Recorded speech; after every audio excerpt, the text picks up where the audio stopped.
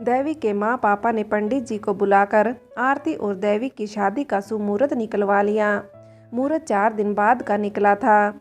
आरती और दैविक ने आपस में तय किया कि शादी बिल्कुल सादे ढंग से मंदिर में होगी। दैविक के माता पिता दैविक की दूसरी शादी को लेकर खुश तो थे, लेकिन उसकी माँ पिंकी को लेकर खुश नहीं थी। उसे बिल्कुल भी पसंद नहीं था कि दैविक पिंकी को अपनी सगी बेटी की तरह अपनाए। वह मन ही मन सोचती कि ना तो पिंकी आरती की बेटी है और ना ही दैविक की। ऐसे कैसे मैं किसी भी लड़की को अपनी पोती स्वीकार कर लूं। लेकिन दैविक की खुशी की खातिर उसने कुछ नहीं कहा और दबे मन से सबके सामने खुश होने का दिखावा किया। आरती और दैविक की शादी में पंडित पंडिताइन, पंडित जी की बेटी, दामाद और आरती की तरफ से आरती के यहाँ काम करने वाली विधवा औरत उमा और कमल कुछ 6 लोग थे। वही दैविक की तरफ से केवल दैविक के माता पिता थे और दैविक के भैया भाभी को काफ़ी बार दैविक ने कॉल किया, लेकिन उन्होंने कोई जवाब नहीं दिया। वे लोग दैविक से और उनके मम्मी पापा से रिश्ता तोड़ चुके थे। आरती का कन्यादान पंडित और पंडिताइन ने किया। उसमें आरती फूट फूट कर रो पड़ी। उसे अपने माँ पापा और साहिल जी की याद आ गई कि एक दिन इसी मंदिर में साहिल जी के साथ उसकी शादी हुई थी और उसकी माँ पापा ने एक साथ उसका कन्यादान किया था। पंडित और पंडिताइन ने उसे हिम्मत दी और चुप कराया। शादी के बाद आरती को विदा कर पंडित पंडिताइन और पंडित जी की बेटी दामाद वापस अपने घर चले गए। आरती ने अपने ढाबे का सारा काम कमल और उसकी विधवा माँ उमा को सौंप दिया। यह सब देखकर उमा की आंखों में आंसू आ गए और वह आरती के गले लगते हुए बोली, भगवान तुम्हें हमेशा खुश रखे बेटी, कि तुमने मुझ जैसी गरीब विधवा और बेसहारा औरत को सहारा दिया। तब कमल ने आरती और दैविक दोनों के पैर छुए और हाथ जोड़कर रोते हुए बोला, दीदी आपकी बहुत याद आएगी। तब आरती ने रोते हुए कहा, खबरदार जो रोया तो। और हाँ, अपनी पढ़ाई अच्छे से करना, तुम्हें याद है ना, तुम्हें बड़ा अधिकारी बनना है और अपनी माँ को सारी सुख सुविधाएं देनी है। यह सुनकर कमल बोला, हाँ दीदी, मैं आपसे वादा करता हूँ कि मैं अपनी पढ़ाई का और अपनी माँ का पूरा ख्याल रखूँगा और आपकी उम्मीदों पर खरा उतरूँगा। सबसे मिलकर आरती ने विदा ली। दैविक और आरती की शादी के बाद आरती दैविक की बीवी बनकर दैविक के घर आ गई। दैविक का घर देखने में काफ़ी आलीशान था। उसमें आधुनिक सुख सुविधाओं की सारी वस्तु मौजूद थी। शादी के बाद दैविक ने हर जिम्मेदारी अच्छे से निभाई। हमेशा एक अच्छा पिता और एक अच्छा पति साबित होता। आरती भी पिंकी को खुश देखकर बहुत खुश होती। वह भी कोशिश करती कि उसकी और पिंकी की वजह से किसी को कोई परेशानी ना हो। दैविक के पापा भी पिंकी से बहुत खुश होते, उसके साथ खेलते, उसके साथ कभी गार्डन में घूमते, उसे कहानी सुनाते। पिंकी यह सब सुनकर बहुत खुश होती, लेकिन दैविक की माँ को यह सब कुछ पसंद नहीं था। दैविक की माँ को पिंकी फूटी आंख नहीं भाती थी। जब भी पिंकी उसके साथ खेलने की जिद करती या कुछ कहती तो वह पिंकी को डांट देती। उसे पिंकी से मन ही मन जलन होती थी, लेकिन पिंकी उसकी डांट को चुपचाप सहन कर लेती और किसी से कुछ नहीं कहती। आरती और दैविक को इस बारे में बिल्कुल भी पता नहीं था और उनकी माँ हमेशा सबके सामने पिंकी के साथ खुश होने का दिखावा करती, लेकिन वह दिनों दिन पिंकी को लेकर बहुत दुखी होती जा रही थी। उसे कुछ समझ में नहीं आ रहा था कि इस पिंकी नाम की बला से कैसे छुटकारा पाया जाए। दैविक पिंकी से बहुत प्यार करता। उसके लिए रोज जब भी हॉस्पिटल से आता तो रोज उसके लिए कभी खिलौने चॉकलेट लेकर आता। दैविक ने पिंकी का दाखिला भी शहर के सबसे अच्छे स्कूल में करवा दिया और घर पर भी पिंकी के लिए ट्यूशन लगवा दी, जिससे पिंकी अपनी पढ़ाई में पीछे न रहे।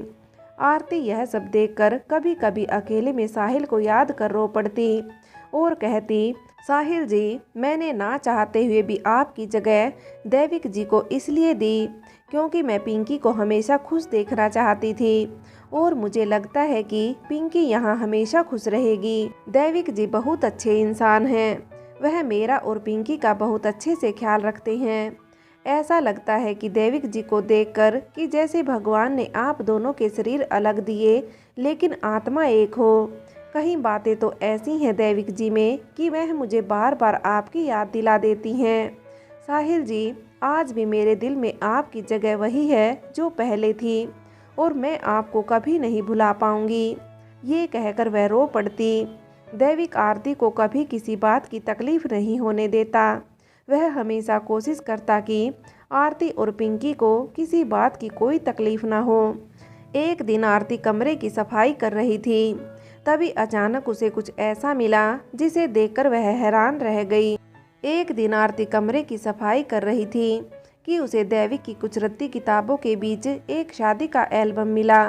वह दैविक की पहली शादी का एल्बम था। उसमें दैविक की पहली बीवी को देखकर आरती हैरान रह गई। वह कोई और नहीं, पिंकी की माँ यानी साहिल की पहली बीवी वंदना थी। यह देखकर आरती सोचने लगी कि यह औरत कितनी घटिया किस्म की है।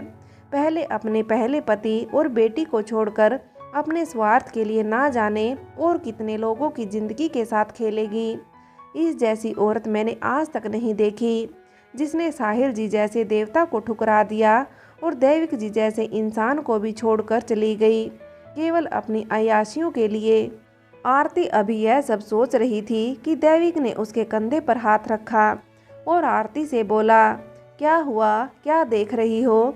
यह देखकर आरती एल्बम हाथ में लिए उसकी तरफ मुड़ी तो दैविक एल्बम को देखकर बोला, इन सब को देखने का कोई फायदा नहीं है, मैं इस घटिया औरत की सूरत भी नहीं देखना चाहता। यह देखकर आरती बोली, दैविक जी, यह आपकी पहली बीवी वंदना है ना? तब दैविक ने कहा, हाँ। तब आरती बोली, आप बता रहे थे ना कि इसने अपने पहले पति और बच्चे को इसलिए छोड़ दिया क्योंकि इसे वहाँ वह सारी सुख सुविधाएं नहीं मिली। तो दैविक जी, इसका पहला पति कोई और नहीं साहिल जी थे और इसकी बेटी कोई और नहीं पिंकी है। यह सुनकर दैविक जैसे चौंक गया और उसके मुंह से निकला, क्या? तब आरती बोली, हाँ दैविक जी, मैंने इस औरत और साहिल जी की फ़ोटो देखी थी। जब पिंकी का जन्म हुआ था तब इसकी और मासूम पिंकी और साहिल की एक फ़ोटो थी जो मैंने साहिल जी के एल्बम में देखी थी। मैं विश्वास के साथ कह सकती हूँ यह वही औरत है। यह सुनकर दैविक को गुस्सा आ गया और वह गुस्से में बोला, यह कितनी घटिया औरत है, मैं सोच भी नहीं सकता। मन तो करता है कि इसे जान से ही मार दूं। तब आरती बोली, लेकिन दैविक जी, यह सब कुछ पिंकी को पता नहीं चलना चाहिए कि उसकी माँ जो उसे छोड़कर गई थी उन्होंने आपसे शादी की है। अगर उसे यह सब कुछ पता चल जाएगा तो उसके मासूम मन को कितनी ठेस पहुँचेगी, वह कुछ अच्छे से समझ भी नहीं पाएगी। यह सुनकर दैविक बोला, तुम चिंता मत करो, पिंकी को कभी कुछ पता नहीं चलेगा। पिंकी की स्कूल में आज 26 जनवरी के दिन दौड़ की प्रतियोगिता थी। पिंकी ने भी उसमें भाग लिया था और पहला स्थान प्राप्त किया। हाथ में जीत की ट्रॉफी लेकर जब पिंकी घर आई तो आरती ने उसे प्यार से गले लगा लिया। दैविक ने भी उसे अपनी गोद में उठा लिया। दैविक और आरती बहुत खुश थे। दैविक ने इस खुशी में एक छोटी सी पार्टी पिंकी के लिए रखी।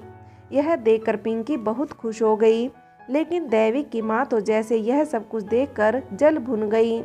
अब उसे पिंकी से पहले से भी ज़्यादा जलन होने लगी थी। वह रात दिन यही सोचने लगी कि इस बला से छुटकारा कैसे पाया जाए और एक दिन उन्होंने पिंकी से छुटकारा पाने की एक योजना तैयार कर ली। वह पिंकी को बहला फुसलाकर घुमाने के बहाने बाहर ले गई। किसी को भी इस बारे में पता नहीं था कि पिंकी और दैविक की माँ के साथ बाहर घूमने गई है। घर से जाने के लगभग 2 घंटे बाद दैविक की माँ घर लौटी तो आरती भागते हुए उसके पास आई और बोली, माँ जी, पिंकी को देखा है क्या? वह कहीं नहीं दिख रही। मैंने सोचा शायद आपके साथ होगी। अड़ोस पड़ोस के घरों में भी देख लिया, आपके साथ तो नहीं थी ना? यह सुनकर दैविक की माँ अनजान बनते हुए बोली, नहीं नहीं आरती बेटा, पिंकी मेरे साथ नहीं थी। अरे मैं तो मंदिर की तरफ गई हुई थी। थोड़ा मन अशांत था, इसलिए मैं उसे बाहर ही खेलते हुए छोड़ गई थी। यह कहकर उसने अपनी बात को संभाल लिया। यह सुनकर आरती और परेशान हो गई। उसने अस्पताल में फ़ोन कर दैविक को सारी बात बताई तो दैविक बोला, तुम चिंता मत करो आरती, पिंकी यहीं कहीं बच्चों के साथ खेल रही होगी, आ जाएगी। तब आरती बोली, नहीं, मैंने सब जगह देख लिया और लगभग 2-3 घंटे का समय होने को आया, लेकिन पिंकी का कोई पता नहीं है। यह सुनकर दैविक भी घबरा गया और बोला, तुम चिंता मत करो, मैं अभी आता हूँ। लगभग 20 मिनट बाद दैविक घर आ गया।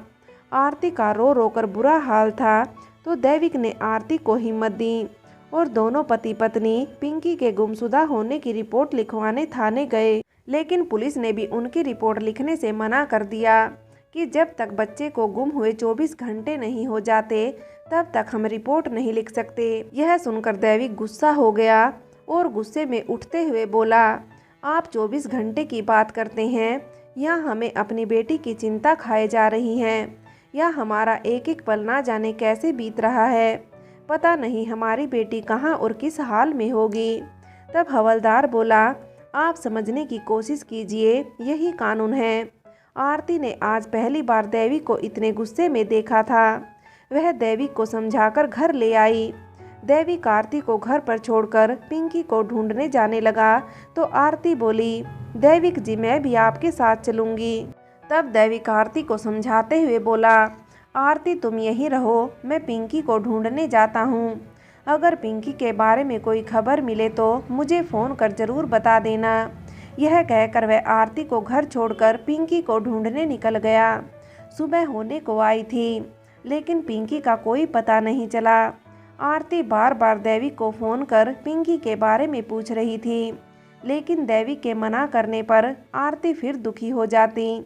आरती का रो रो कर बुरा हाल था। दैविक के पापा ने आरती से कहा, बेटा कुछ खा पी लो वरना तुम बीमार हो जाओगी, पिंकी बस मिल ही जाएगी। लेकिन आरती ने पानी तक को नहीं छुआ। दिखावे के लिए दैविक की मां ने भी आरती से झूठी हमदर्दी जताई। सुबह हो चुकी थी, लेकिन आरती अपनी बेटी के इंतजार में बार बार दरवाजे की तरफ देखती, दैविक को फ़ोन कर पूछती और पिंकी को याद कर रो रो कर उसका बुरा हाल था। तभी अचानक फ़ोन की घंटी बजी। दैविक के पापा ने फ़ोन उठाया तो वह आरती के पास आकर बोला, बेटा पिंकी अस्पताल में है, हमें चलना होगा। अस्पताल का नाम सुनकर आरती के पैरों तले ज़मीन खिसक गई। वह जल्दी से दैविक के पापा के साथ अस्पताल के लिए निकल गई। रास्ते में अस्पताल जाते समय दैविक के पापा ने फ़ोन कर दैविक को भी पिंकी के बारे में बता दिया। दैविक भी जल्दी से अस्पताल के लिए पहुंचने लगा। आरती पागलों की तरह भागती हुई अस्पताल में पिंकी को खोजने लगी। एक कमरे में पिंकी बेहोश लेटी थी। पिंकी को देखकर आरती रो पड़ी और बार बार पिंकी का चेहरा और हाथ चूमने लगी। दैविक के पापा भी यह देखकर अपने आंसू नहीं रोक पाए। तभी दैविक भी वहां भागता हुआ पहुंचा। पिंकी की हालत देखकर उसकी आंखों में भी आंसू आ गए। तभी वहां एक कांस्टेबल आया और बोला, आप इस लड़की के माँ बाप हैं? तब दैविक ने कहा, हाँ पिंकी मेरी और आरती की बेटी है। तब बोला, कैसे घर वाले हो, आपको यह भी पता है कि आपकी बेटी कहाँ थी? तब दैविक बोला कि कल आरती ने बताया था कि पिंकी घर के बाहर खेलते हुए अचानक जाने कहाँ चली गई। हम लोगों ने उसे बहुत ढूंढा, मैं उसे ढूंढ कर आ रहा हूँ। सारी रात उसे ढूंढा लेकिन कहीं नहीं मिली। हमें तो कुछ समझ में नहीं आ रहा था कि आखिर में पिंकी कहाँ थी और कैसे। तब कांस्टेबल बोला, आपकी बेटी कच्ची बस्ती के पास रेलवे लाइन की रेलवे पटरियों के पास मिली है। अधिक सर्दी की वजह से इसकी हालत भी काफ़ी नाजुक है और शायद इसलिए ही वह बेहोश हुई है, कांस्टेबल ने कहा। तब एक लेडी कांस्टेबल बोली, अरे अपने बच्चों का ध्यान रखा करो। आपकी किस्मत अच्छी थी कि आपकी बच्ची आपको जिंदा तो वापस मिल गई, वरना या तो आपकी बच्ची वहां घूमते आवारा कुत्तों का घास बन जाती, या फिर इसे क्या पता कि गाड़ी किस समय आती है, किसी ट्रेन के नीचे कट कर मर जाती, या कच्ची बस्ती के कुछ आवारा मवालियों की हवस का शिकार बन जाती। भगवान का शुक्र है कि यह सर्दी की वजह से वहां बेहोश पड़ी हुई थी। एक कचरे के ढेर के पास तो एक कच्ची बस्ती की महिला ने इसे देख लिया और जल्दी से हमें खबर कर दी, वरना आपकी बच्ची का क्या होता यह तो भगवान ही जाने। यह सुनकर सभी घरवाले अवाक रह गए। किसी के कुछ समझ में नहीं आ रहा था कि आखिर में पिंकी वहां पहुंची कैसे। आरती तो यह सब सुनकर अपने होश खो बैठी। दैविक ने जैसे तैसे उसे संभाला और हिम्मत देने लगा। अब तो दैविक और आरती इस बात का इंतजार करने लगे कि कब पिंकी को होश आए और कब उन्हें पता चले कि पिंकी वहां कैसे पहुंची। अत्यधिक सर्दी के कारण पिंकी की हालत काफ़ी नाजुक थी। उसे नर्स ने हिट रूम में रखा। लगभग 6 घंटे तक हिट रूम में रहने के बाद पिंकी को होश आया तो पिंकी के आंख खुलते ही आरती की आंखों में आंसू आ गए और पिंकी से लिपटकर फूट फूट कर रो पड़ी। दैविक भी उसके गले लगकर फूट फूट कर रो पड़ा। तब वहां खड़ी लेडी कांस्टेबल ने पिंकी से जानना चाहा कि वह वहां कैसे पहुंची, लेकिन अत्यधिक डरी सहमी होने की वजह से पिंकी ने कोई जवाब नहीं दिया। तब दैविक के पापा बोले कि हमारी बेटी अभी बहुत डरी हुई है, इसलिए प्लीज आप सब उसे अभी कुछ मत पूछिए।